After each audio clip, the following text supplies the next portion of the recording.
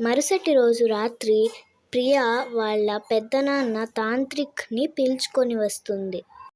ఆ తర్వాత అక్కడ రకరకాల పూజలు చేస్తూ ఉంటారు.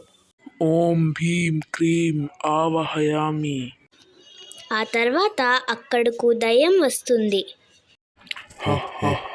ఎవర్రా నన్ను పిలిచింది? అప్పుడు మనోజ్, ప్రియా ఇద్దరూ భయపడిపోతారు. భయపడకండి పిల్లలు, నేను చూసుకుంటాను అని తాంత్రిక్ చెప్తాడు. ఎందుకు నువ్వు ఇక్కడికి వచ్చావు? ఇక్కడి నుంచి వెళ్ళిపో అని తాంత్రిక్ చెప్తాడు. కానీ ఆ దయ్యం వినదు.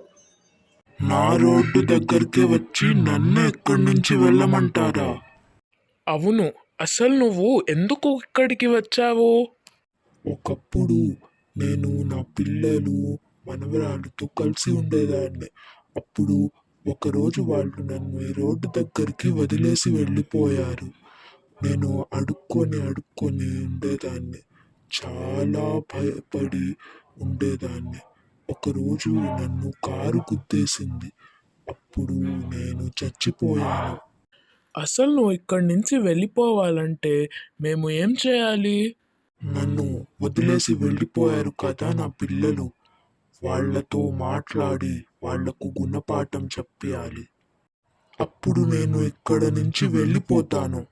వాళ్లకు గుణపాఠం చెప్తే నువ్వు వెళ్ళిపోతావా? వెళ్ళిపోతాను.